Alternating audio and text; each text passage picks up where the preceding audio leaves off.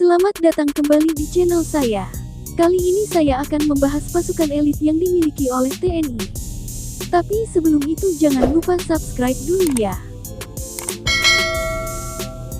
Pasukan elit TNI merupakan anggota pilihan yang tergabung dalam beberapa regu khusus. Mereka adalah prajurit yang berani bertaruh nyawa untuk negara serta wajib memiliki IQ tinggi. Prajurit ini berasal dari 3 matra yaitu Angkatan Darat, Angkatan Udara, dan Angkatan Laut. Berikut adalah ke-9 pasukan elit yang dimiliki oleh TNI. 1. Denjaka. Detasemen Jalamangkara atau Denjaka merupakan detasemen penanggulangan teror aspek laut yang berasal dari TNI Angkatan Laut. Denjaka adalah satuan gabungan antara personil Komando Pasukan Katak dan Batalion Inti Amfibi Korps Marinir TNI Angkatan Laut. Anggota Denjaka dididik di Bumi Marinir Cilandak, Jakarta Selatan, dan harus menyelesaikan suatu pendidikan yang disebut PTAL atau Penanggulangan Teror Aspek Laut. Lama pendidikan untuk menjadi Denjaka adalah 6 bulan. Dari ratusan prajurit yang ikut hanya sekitar 50 orang yang terpilih menjadi Denjaka.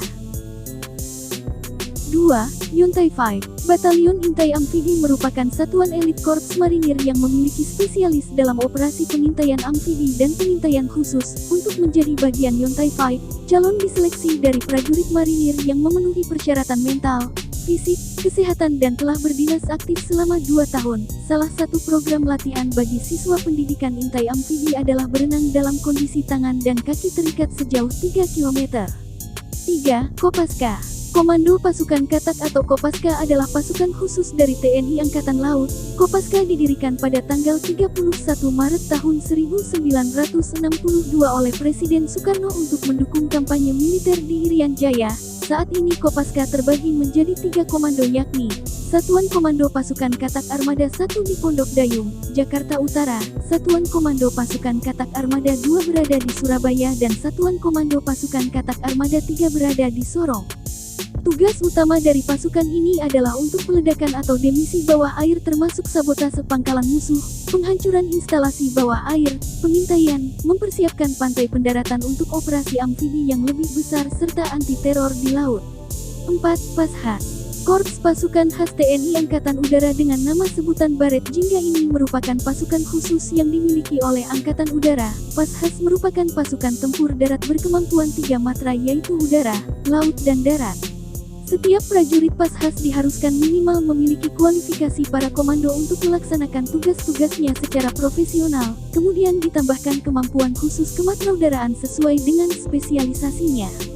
Pashas mempunyai ciri khas tugas tambahan yang tidak dimiliki oleh pasukan lain yaitu operasi pembentukan dan pengoperasian pangkalan udara depan, yaitu merebut dan mempertahankan pangkalan untuk selanjutnya menyiapkan pesawat dan penerjunan pasukan kawan. 5. Totaipur. Peleton Intai Tempur merupakan pasukan berkualifikasi intelijen tempur Kostrad. Pembinaan satuan berada di Yon Satria Sandi Yuda dan dalam pengoperasian di bawah kendali Panglima Kostrad yang berkemampuan Trimatra. Anggotanya direkrut dari satuan-satuan yang berdinas di Kostrad. Tujuan pembentukan peleton ini adalah untuk melatih dan membentuk prajurit satuan jajaran Kostrad menjadi prajurit Taipur dalam melaksanakan tugas operasi di berbagai bentuk medan, baik rawa, laut, hutan, gunung dan perkotaan. 6. Kopassus. Komando Pasukan Khusus merupakan bagian dari komando utama yang dimiliki oleh TNI Angkatan Darat. Kopassus memiliki kemampuan khusus seperti bergerak cepat di setiap medan, menembak dengan tepat, pengintaian dan anti-teror. Tugas Kopassus operasi militer perang atau OMP diantaranya direct action serangan langsung untuk menghancurkan logistik musuh, combat SAR, anti-teror, operasi intelijen khusus. Selain itu tugas Kopassus operasi militer, selain perang diantaranya juga bantuan kemanusiaan, operasi anti-insurgensi, separatisme dan pemberontakan, perbantuan kepada aparat kepolisian, SAR, dan pengamanan VVIP. 7. Batalion Raider. Batalion Raider adalah salah satu batalion pasukan elit infanteri Tentara Nasional Indonesia TNI. 10 Batalion Raider yang diresmikan pada tanggal 22 Desember tahun 2003 itu, dibentuk dengan membekukan 8 unit pemukul Kodam dan 2. Sebagai kekuatan penindak, kekuatan 1 Batalion Raider, Unit Raider, setara 3 kali lipat kekuatan 1 Batalion Infanteri, unit biasa di TNI Angkatan Darat. Unit infanteri ini dilatar belakangi dengan taktik pertempuran, raid depredasi. Setiap batalion Raider terdiri atas 747 personel. Mereka memperoleh pendidikan dan latihan khusus selama 6 bulan untuk perang modern, anti-gerilya, dan perang berlarut. Tiap-tiap batalion ini dilatih untuk memiliki kemampuan tempur 3 kali lipat batalion infanteri biasa.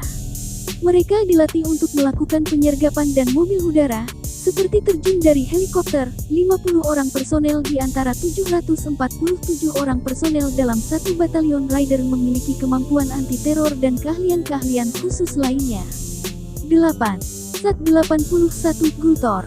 Satuan 81 Kopassus atau dulunya lebih dikenal sebagai Sat 81 Gultor adalah satuan di Kopassus yang setingkat dengan grup dan merupakan prajurit terbaik dari seluruh prajurit TNI, bermarkas di Cijantung, Jakarta Timur.